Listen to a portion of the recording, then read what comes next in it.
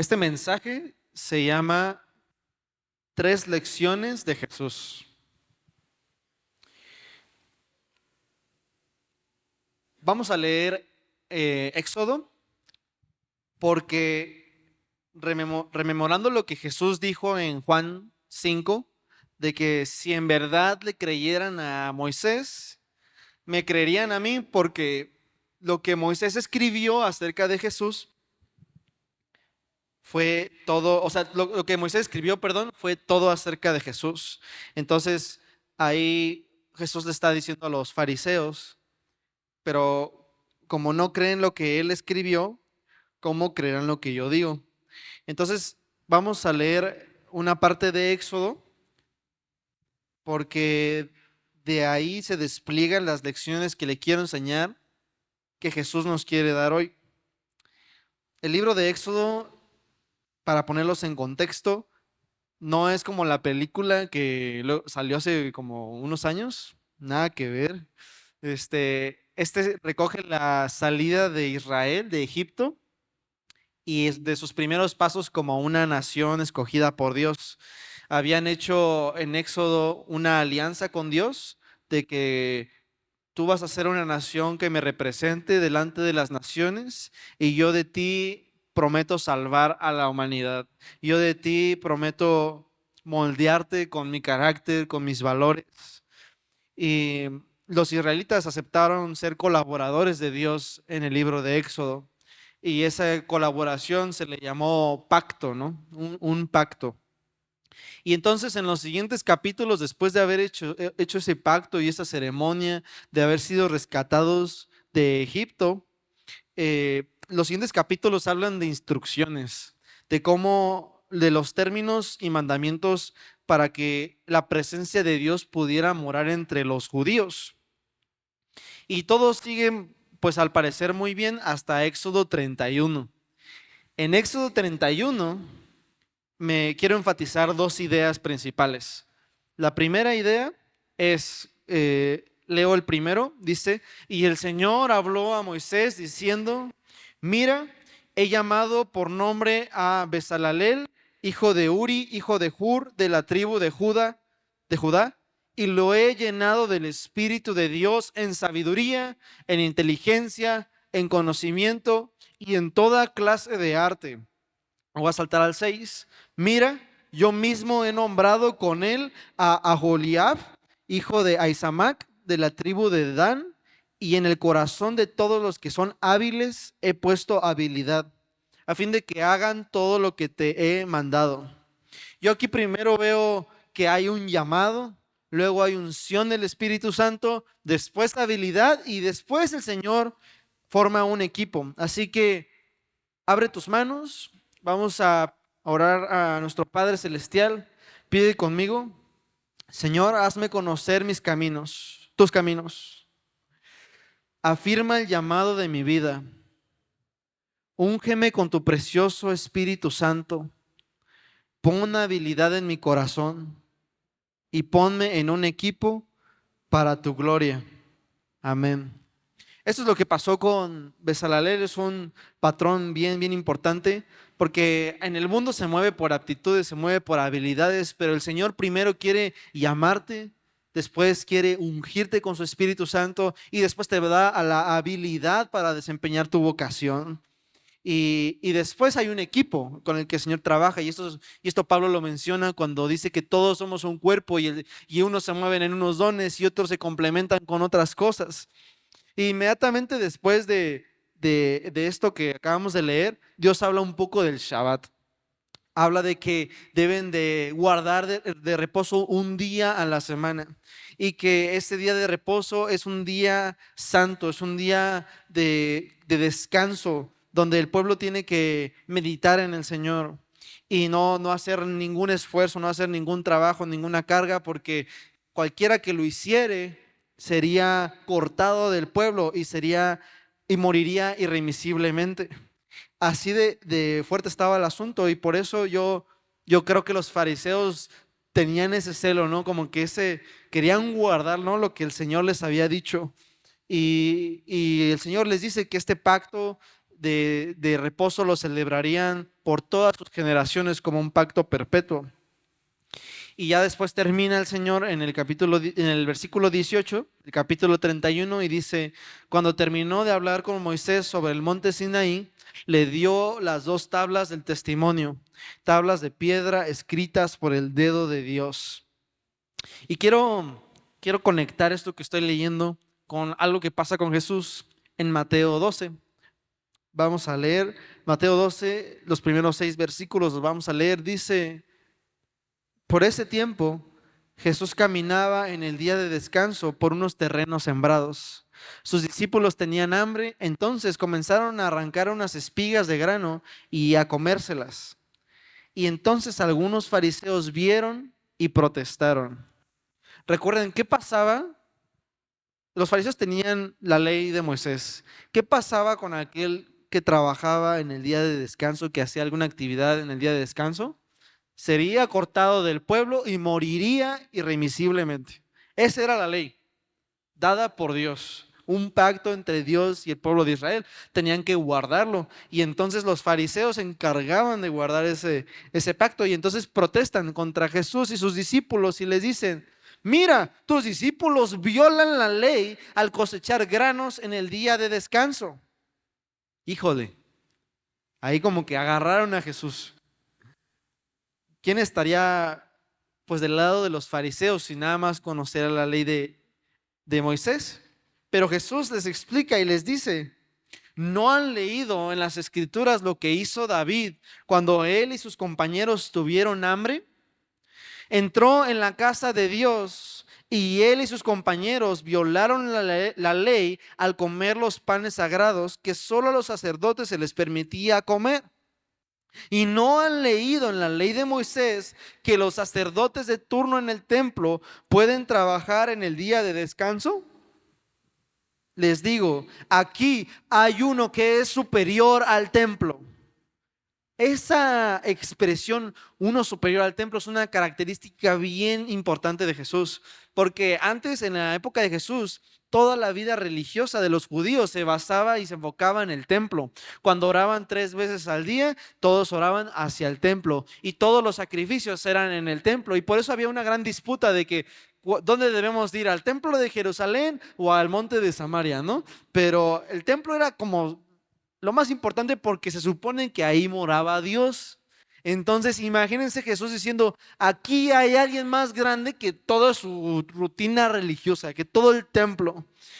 Y me encantó esa expresión. Y dice: ustedes no habrían condenado a mis discípulos, quienes son inocentes, si conocieran el significado de la escritura que dice: quiero que tengan compasión, no que ofrezcan sacrificios. Eso está en Oseas 6:6. Pues, y Jesús lo está citando: pues el Hijo del Hombre es Señor incluso del día de descanso. Ahí Jesús no abolió el sábado, sino que lo redimensionó. Redirigió la intención de Dios cuando Dios les dio ese mandamiento, y Él está diciendo: yo tengo la autoridad para hacerlo, yo soy Señor del día de descanso, yo les puedo explicar el significado. Los fariseos sí tenían un poco de razón en valorar el sábado, pero erraron al poner la ley por encima de la misericordia. En Cristo, el reposo no es solo un día, sino una realidad permanente. Tenemos descanso del pecado, de la justificación por nuestro esfuerzo humano, y tenemos comunión con Dios. Y Jesús cumplió la ley, pero la ley también encuentra su plenitud en Él y en el amor. Entonces, la primera lección de Jesús que vamos a conocer a partir de la historia de Éxodo que vamos a leer es que la compasión no descansa. Después, en Éxodo 35 y 40 más o menos, de los capítulos, se narra la ejecución de las instrucciones que venían contándose desde Éxodo 25 hasta 31. Entonces, si se fijan, hay como que 2, 3 capítulos que no se tratan de instrucciones, Parece que es una interrupción a la línea. ¿Y cuántos saben de primera mano que la vida no es lineal? No es un trayecto que nos va, podamos ir, mañana voy a hacer esto y en un año voy a hacer esto y en otro año voy a hacer esto. Pues no, pasan interrupciones. El fundador de los carros del Hyundai, de la marca de Hyundai, este cuate era un campesino, con su trabajo ahorró y todo y se construyó su taller de carros y adivinen qué, Segunda Guerra Mundial. Los japoneses ocupan su taller para hacer maquinaria y termina bien destruido. Y entonces otra vez él vuelve a trabajar de cero, con esa interrupción de la vida, vuelve a hacer otro taller y ¿qué creen? La guerra de Corea. Dos interrupciones enormes en su vida y a pesar de que él no tenía a Cristo, él no decidió rendirse por esas interrupciones de la vida. ¿Qué más no podemos ser nosotros? ¿Por qué no rendiríamos nosotros si nosotros tenemos a Cristo y la esperanza de gloria? Entonces, aparece que aquí hay una interrupción en Éxodo y es Éxodo 32 y 34. Ocurre algo bien interesante. Cuando los israelitas vieron que Moisés ya estaba tardando mucho en el templo, digo, perdón, en el monte Sinaí, tardaba tanto en bajar que se juntaron alrededor de Aarón y le dijeron, vamos a hacernos dioses que sí nos guíen, porque este tipo de Moisés no sabemos dónde está, nomás nos sacó de la tierra de Egipto y ya no sabemos qué más sigue, o si ya se murió allá o qué show. Y entonces todos se quitan sus aretes, sus joyas, se las entregan a Aarón y Aarón pues se hace un ídolo, un becerro, que era un ídolo egipcio. Y dijo, pues este es el que los liberó de Egipto, imagínense. Y el Señor hablando con Moisés de cómo iban a hacer las cosas, ¿no? Cómo eran los mandamientos para que él pudiera habitar entre ellos. Imagínense lo que estaba pasando. Y esta parte nada más nos revela la inclinación humana por controlar la espera. No sé si alguien ha usado alguna vez Uber, pero la plataforma de Uber se hizo tan famosa porque nos podía dar cierto control del tiempo de espera. Podemos ver, en este tiempo llega era en los tiempos del taxi, yo me acuerdo, era pues esperar ahí y si no me cambiaba de esquina y si no, pues a ver si llegaba o no y pues dichoso el que tenía el número del taxi, ¿no? Porque también costaba, ¿no? Cuando llamabas. Algunos dicen que la impaciencia del pueblo, de que Moisés tardaría mucho en bajar, es comparada al retraso de la venida del esposo, con la actitud de aquellos que en los últimos tiempos dirían, Señor, mi Señor tarda en venir. Y esta historia es una advertencia contra la falta de la fe y la apostasía que puede surgir ante la aparente demora de Cristo. Recuerden que, recuerden que cuando ellos salen de Israel, Dios movió el corazón de los egipcios para que los egipcios les dieran todas estas joyas, todas estas riquezas, y ahora ellos estaban usando lo que Dios los había bendecido en primer lugar para ser orgullosos y para hacer su idolatría. También otra cosa que hay que aprender de solo esta parte es que ningún milagro que Dios hizo, o sea, el milagro que tú quieras para liberarlos al Señor, todos fueron increíbles y irrefutables. Ninguno de ellos pudo hacer o crear fidelidad en el pueblo de Israel. ¿Qué nos enseña esto? Por eso las señales nos deben de seguir a nosotros y no nosotros seguir a las señales. Nos enseña también que la vida espiritual no debemos de ponerla en manos de un humano, nuestra vida espiritual, porque Aarón, el sacerdote del pueblo, en su primer día de debut cayó. ¿Qué pasa cuando nosotros ponemos nuestra vida espiritual en manos de alguien?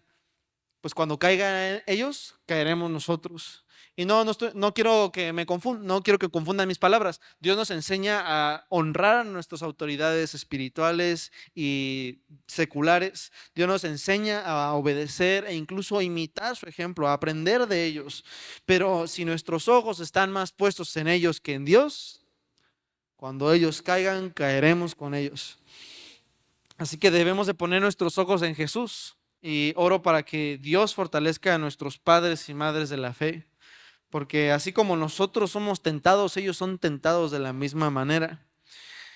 Y luego quiero seguir contándoles la historia de Éxodo 32. Dice, el Señor le dijo a Moisés, baja ya de la montaña, porque tu pueblo que sacaste de la tierra está corrompido. De pronto ya se apartaron de la forma en que yo les ordené que vivieran. Después el Señor le dijo a Moisés: he visto lo terco y lo rebelde de este pueblo. Ellos habían hecho un pacto con el Señor y lo acababan de romper. Ahora quítate de en medio, le dice a Moisés, porque para mí feroz ira se encenderá contra ellos y los destruiré. Y después, Moisés, de ti haré una gran nación. O sea, ya estaba arruinando, estaba destruyendo todo lo que había hecho en un principio con ese pueblo. Dice: borrón y cuenta nueva, Moisés, tú eres el elegido para que de ti haga una gran nación. Pero Moisés le dijo: no, espérate, Señor. O sea, imagínense si Moisés hubiera dicho: sí, Señor, pues destrúyelos y ya empezamos conmigo. Pero Moisés trató de apaciguar a Dios, trató de ser un mediador delante de entre Dios y el pueblo de Israel, así como Abraham había sido un mediador con Sodoma, o así como Samuel había sido un mediador con el pueblo de Israel cuando le dijeron: no te están rechazando a ti, me están rechazando a mí. Imagínense el corazón del Señor con esta nación tan rebelde y tan dura.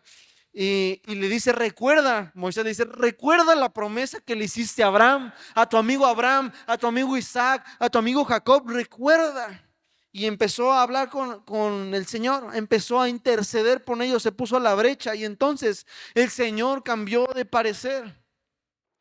Y cambia de parecer y les dice que cambia de parecer en cuanto al terrible desastre que había amenazado destruir a su pueblo.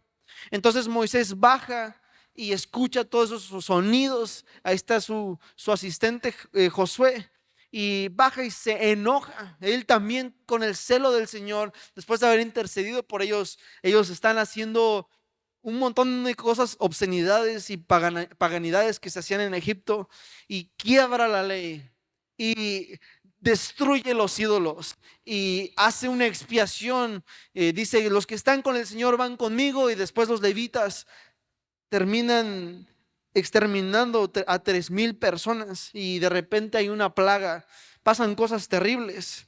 Y entonces Moisés decide volver con el Señor después de todo este desastre, y él vuelve en el versículo 31 y dice: qué terrible pecado cometió este pueblo, se hicieron dioses de oro. Ahora, si solo perdonara su pecado, pero si no, borra mi nombre del registro que has escrito. Primera vez que aparece el libro de la vida que está en Apocalipsis. Moisés está diciendo: bórrame de ese libro. O sea, yo quiero pagar por el pecado de este pueblo. Y Moisés ahí en ese momento está prefigurando la figura sustitutiva de Jesús. Y también hay varias cosas simbólicas que están pasando. La ruptura de la ley, de las tablas, está haciendo un acto simbólico de la ruptura de un pacto basado en obediencia perfecta. Y entonces la pregunta aquí es: ¿habrá restauración? ¿Qué pasará? Así que en el 33 el Señor le responde a Moisés. Dice: no, yo borraré el nombre de todo aquel que haya pecado contra mí. Ahora ve y lleva al pueblo al lugar que te hablé.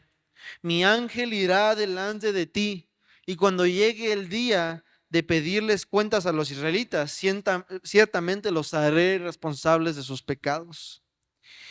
Y Jesús, prácticamente él cuenta una historia parecida sobre un mediador. En Lucas 13, 6 al 9 dice: luego dice que un hombre plantó una higuera en su jardín y regresó varias veces al año a ver si había algún fruto. No sé si han visto, pero tenemos una higuera por ahí, si la quieren ver, allá por la esquina de allá. Hay varios árboles frutales, unos han salido por accidente. Pero siempre quedaba decepcionado, iba y no tenía frutos. Y finalmente le dijo al jardinero, le dijo: ¿sabes qué? Llevo 3 años esperando frutos de esta higuera y nomás no. ¿Sabes qué? Córtala y quémala, porque vamos a plantar otra cosa. Vamos a plantar unos mísperos, esos sí dan siempre. Y entonces el jardinero respondió: Señor, dale otra oportunidad a la jardinera, digo, a la higuera. Déjala un año más y le daré un cuidado especial y mucho fertilizante. Y si el próximo año da higos, bien. y si no, entonces puedes cortarla. Y Jesús no explicó esta parábola, pero creo que queda muy clara para nosotros. Y esa es la segunda lección de Jesús.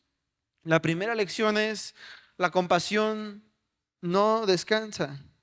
Y la segunda lección de Jesús es que Dios no pasa por alto el pecado, pero Dios puede cambiar el curso de su juicio por medio de un mediador. Y Él escucha nuestra súplica. Y tenemos a un mediador delante del Padre, y por eso Jesús es nuestro intercesor eterno. Él conoce nuestro dolor, él fue tentado como nosotros, Él vivió en condiciones como nosotros. Y a pesar de que no oremos correctamente, a pesar de que no sepas cómo orar, no te desanimes en orar, porque Jesús traduce esas oraciones que pueden ser no teológicamente correctas, que pueden ser a partir de un dolor. Jesús las traduce y las hace hermosas y las presenta delante de nuestro Padre. Y Jesús entonces hace que nuestras oraciones sean performadas con su nombre, con su sacrificio. Él es nuestro mediador. Él es lo que hizo con Moisés, con el pueblo de Israel. Él lo hace por nosotros. Y a eso se le llama gracia. La gracia solo puede provenir de un espíritu generoso. Y Jesús es un regalo de un Dios generoso. Jesús es toda la plenitud de la gracia. Por eso en Efesios Pablo dice que Dios es tan rico en misericordia y nos amó tanto, que a pesar de que estábamos muertos a causa de nuestros pecados, nos dio vida cuando levantó a Cristo de los muertos. Y es solo por la gracia de Dios que ustedes han sido salvados. Es solo por la gracia que hay salvación. Hay mucha gente que nosotros no sabemos las intenciones de su corazón, no conocemos tal vez todo su bagaje, todo lo que han vivido, pero si ellos ponen su fe en Cristo Jesús, hay gracia para salvación de ellos. Y se sorprenderán el día de mañana cuando estemos delante del trono de Dios. ¿Cuántas personas no estarán ahí porque creyeron en Cristo Jesús? No es una vida piadosa la que te lleva con el Padre, es Jesucristo, el mediador entre nosotros. Entonces la segunda lección es que el juicio de Dios puede llegar a cambiar de curso a través de un mediador, a través de una súplica. Y seguimos leyendo la historia de Éxodo. Ahí ya terminamos Éxodo 32. Pasa lo de el becerro. Moisés lo destruye, intercede por ellos, le dice: quítame del libro de la vida si con eso los perdonas. Imagínense el corazón de Moisés. Y entonces en Éxodo 33 el Señor le dice a Moisés: váyanse tú y el pueblo que sacaste de la tierra de Egipto, suban a la tierra que juré dar a Abraham, Isaac y Jacob. A ellos les dije: daré esta tierra a tus descendientes. Enviaré un ángel delante de ti para expulsar a los cananeos, amorreos, los hititas, los fereceos, los heveos y los jebuseos, y suban a la tierra donde fluye la leche y la miel. Sin embargo, yo no los acompañaré, porque son un pueblo terco y rebelde, y si yo lo hiciera, seguramente los destruiría en el camino. Cuando los israelitas oyeron estas palabras, lo primero que hicieron fueron a hacer duelo, y se quitaron sus joyerías y se quitaron toda la ropa fina. Y eso significa que dejaron todo aquello que los hacía orgullosos. Y después sigo leyendo la historia en el versículo 8. Cada vez que Moisés se dirigía a la carpa de reunión, esto lo quiero leer porque nada más de imaginarlo se me hacía algo tan padre, sentía tan bonito. Moisés se dirigía a la carpa a hablar con Dios, y dice que hablaban como un amigo. Y que bajaba una columna de humo para tapar la carpa, y entonces cuando pasaba eso, todos salían de sus carpas, se ponían de pie en la entrada de sus carpas, y bajaba la nube de humo y todos se inclinaban, todo el pueblo de Israel. Israel estaba aprendiendo a interactuar con un Dios santo, con un Dios glorioso, y nada más de pensarlo se me hace la piel chinita. Y dice que Moisés entraba a la carpa, hablaba como Dios, como si fuera su amigo, y tenía ahí cerca a Josué. Y no quería pasar por alto esta parte, porque qué importante es tener a la siguiente generación cerca cuando nosotros buscamos a Dios, como tenía a Josué en cada momento. Y también qué hermoso es cuando podemos y aprendemos a darle honor a la presencia de Dios y la cercanía que podemos llegar a tener con Él. Yo creo que, no sé, usted reflexiona en su vida si usted en estas últimas 2 semanas ha dedicado un tiempo especial para hacer amistad con Dios, usted y Él nada más. Y si usted ha experimentado esa amistad con el Señor, y si no, espero que esta parte pueda como que producir algo en usted, un hambre por volver a verlo como amigo, por tenerlo cerca, por dedicar un tiempo especial con Él. Y entonces pasan algunos versículos, hay un duelo por parte de Israel, están aprendiendo y de repente un día, Moisés le dice al Señor: tú me has estado diciendo, lleva este pueblo a la tierra prometida, pero no me has dicho a quién enviarás conmigo. Me has dicho, y yo te conozco por tu nombre y te miro con agrado, que seguramente esa fue una de las conversaciones que Moisés tuvo. Él está recordando sus conversaciones de amistad. Tú me has dicho que me miras con agrado, y si es cierto que me miras con buenos ojos, permíteme conocer tus caminos para que pueda comprenderte más a fondo y siga gozando de tu favor. Y recuerda que esta nación es tu propio pueblo. Yo nada más soy un encargado, soy un administrador, pero es tu nación. Y el Señor le respondió: yo mismo iré contigo, Moisés, y te daré descanso y todo te saldrá bien. Imagínense si Moisés se hubiera conformado con lo que el Señor había dicho previamente: yo no los voy a acompañar porque estoy muy enojado con ustedes y puedo destruirlos con mi santidad. Hay mucha terquedad en este pueblo. Pero Moisés sigue intercediendo, se sigue acercando a Dios, y entonces el Señor le dice: te daré descanso, Moisés, no te preocupes, yo iré contigo, todo te saldrá bien. Entonces Moisés le dice: si tú mismo no vienes con nosotros, no nos hagas salir de este lugar.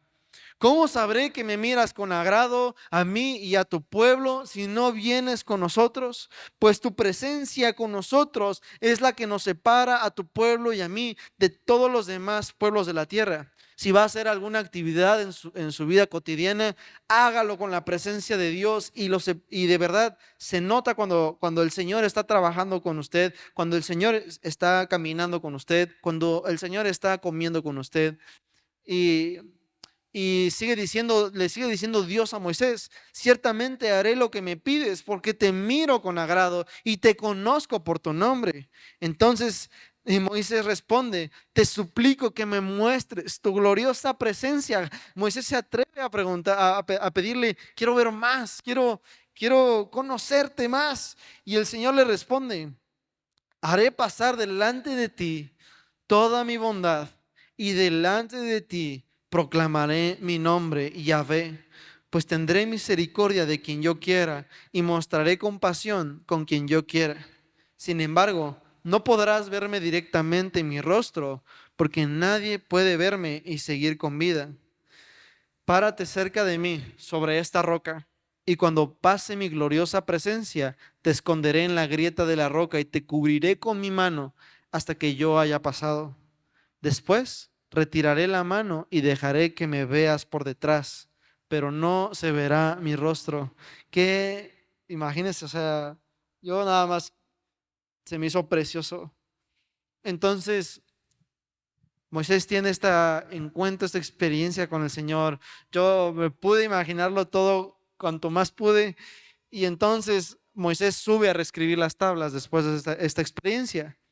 Y después después de que Moisés está escribiendo las tablas, el Señor decide descender con una nube entre el pueblo y proclama su propio nombre. Aquí el Señor les dice una de sus autodefiniciones. ¿Quién es Dios? ¿Cómo definir a Dios? Dios se presenta y se revela a sí mismo al pueblo de Israel y les dice: Yahvé el Señor, el Dios de compasión y misericordia. Soy lento para enojarme y estoy lleno de amor inagotable y fidelidad. Yo derramo amor inagotable a 1000 generaciones y perdono la iniquidad, la rebelión y el pecado. pero no absuelvo al culpable, sino que extiendo los pecados de los padres sobre sus hijos y sus nietos, y toda la familia se ve afectada hasta los hijos de la tercera y cuarta generación. ¿Qué significa esta última parte? Si el Señor está diciendo que yo extenderé mi amor inagotable por 1000 generaciones, y después está diciendo que no dejará absuelto el pecado hasta la tercera o cuarta generación, quiere decir que si una generación le enseña a otra generación a hacer el mal y estos siguen el mal, el Señor no los absolverá, no los tomará como inocentes. Pero claro, pero claro, el Señor primero es compasivo y esa es una de las lecciones que Jesús nos quiere enseñar. Entonces, ya para terminar y cerrar este cacho de Éxodo, Moisés baja y brilla su rostro. Y él no se había dado cuenta que brillaba su rostro y todos los demás sí. Hay cosas que el Señor transforma en tu vida que al parecer nosotros no nos damos cuenta de primera mano y los demás sí, por estar con el Señor, por estar habitando con el Señor. El Señor nos va enseñando cosas, es un proceso padrísimo. Por eso a veces es mejor que el Espíritu Santo le enseñe a alguien si no quiere seguir consejo. Éxodo 35 termina la historia con que el pueblo de Israel, de su corazón, de su disposición, de un corazón generoso, presenta ofrendas al Señor y dice que todo lo que tenemos es para Él. Y lo dedican y dedican los que tenían telas, las entregan, los que sabían hacer cosas van a trabajar, los que tenían oro lo entregan, todo el pueblo de Israel entrega sus ofrendas como agradables al Señor para que se dispusieran para el proyecto del tabernáculo, para que el Señor pudiera morar con ellos. Y hay una gran dádiva por parte del pueblo de Israel en Éxodo 35. Al parecer tuvo que ocurrir una interrupción para que el pueblo de Israel supiera quién es su Dios. Y entonces en Lucas 6:38 Jesús está diciendo: den y recibirán, y lo que den a otros les será devuelto por completo, apretado, sacudido, para que haya lugar para más, desbordante y derramado sobre el regazo. La cantidad en la que den determinará la cantidad en la que recibirán a cambio. Todo lo que no se da, se pierde. Y nuestro gozo es proporcional a nuestra obediencia. Y Jesús aquí está hablando sobre dar en la misma medida en la que quieres recibir.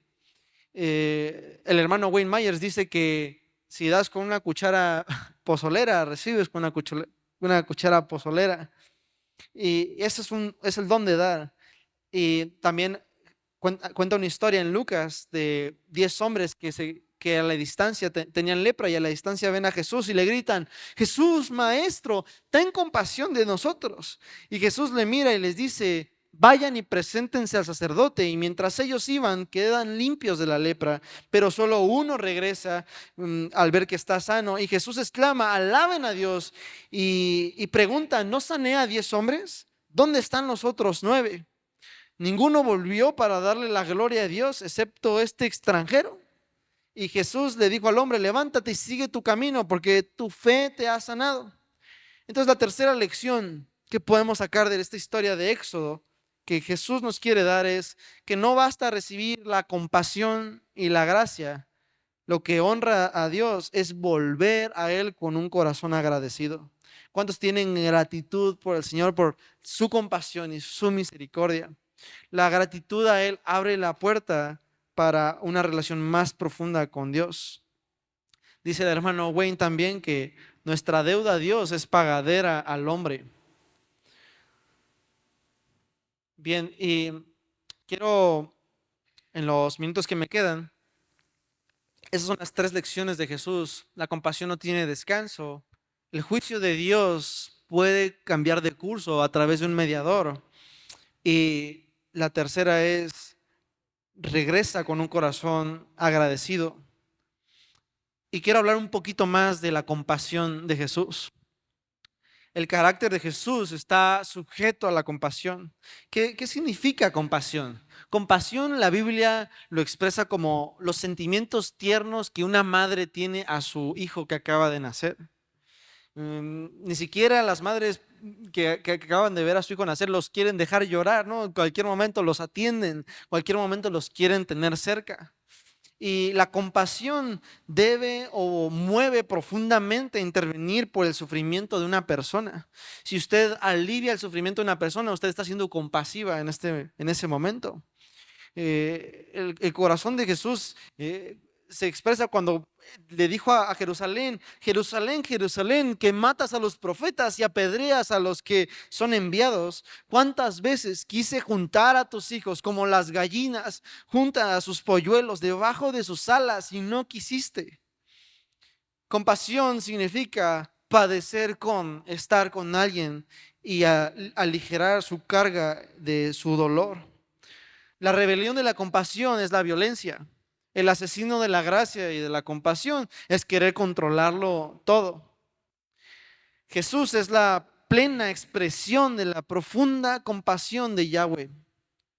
Él decía: Moisés no va a poder interceder siempre por este pueblo. Necesitamos un intercesor eterno. Y Dios se mueve por su compasión. Dios nos proveerá y Dios nos cuidará porque Él, su carácter se sujeta a su compasión. Cuando nosotros trabajamos en nuestro carácter, es nuestra responsabilidad trabajar en Él. Pero la compasión es algo que Dios trabaja en nosotros y es de Él que podemos recibir compasión. Es de la vida de Cristo. Ya no vivo yo, sino Cristo vive en mí, que yo puedo tener la compasión divina. Cuando comprendemos su compasión, entonces ya no vivimos para nosotros, vivimos para Él.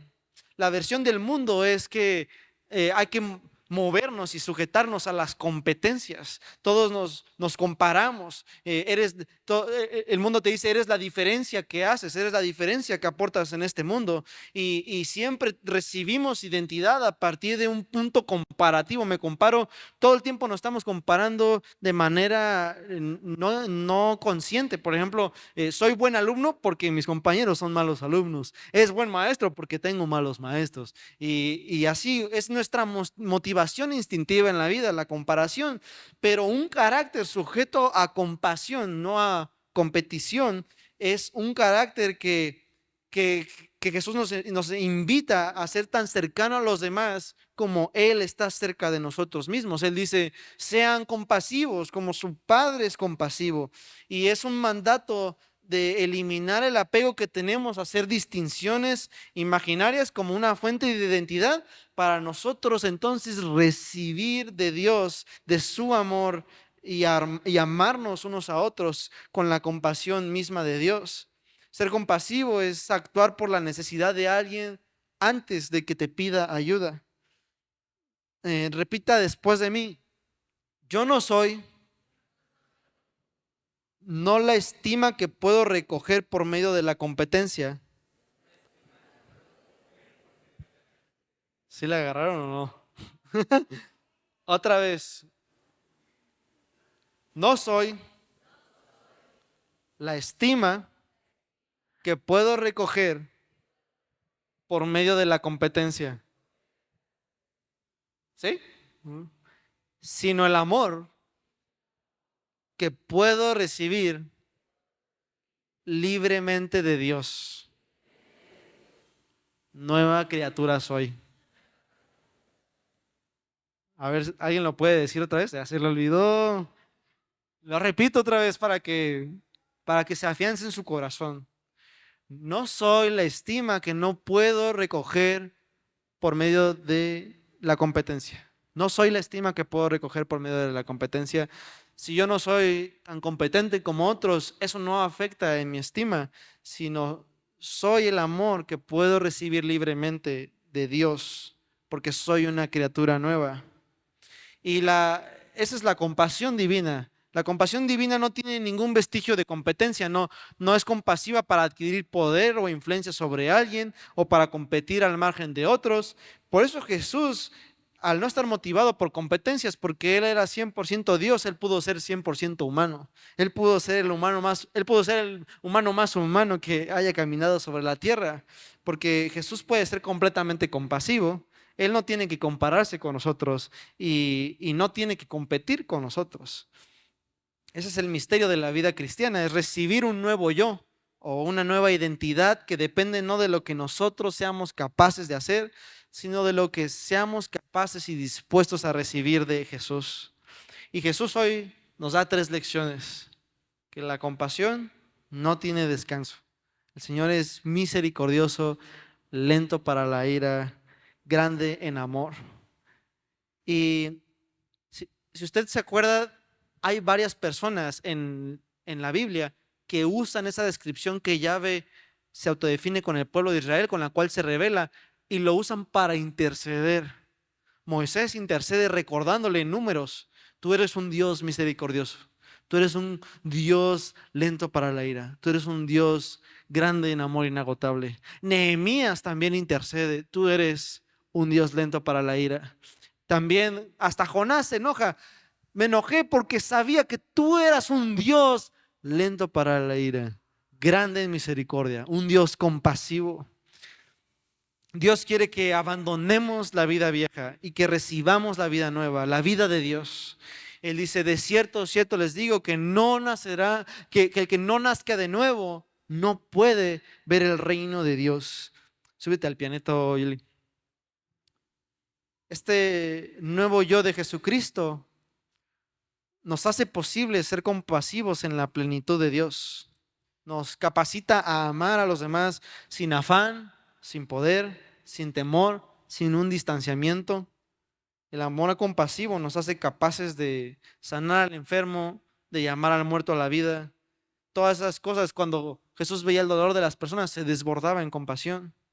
Y entonces entramos a la compasión misma de Jesús. Es un nuevo estilo de vida. Ya nuestro carácter ya no se sujeta a competencias, se sujeta a compasión como el carácter de Dios.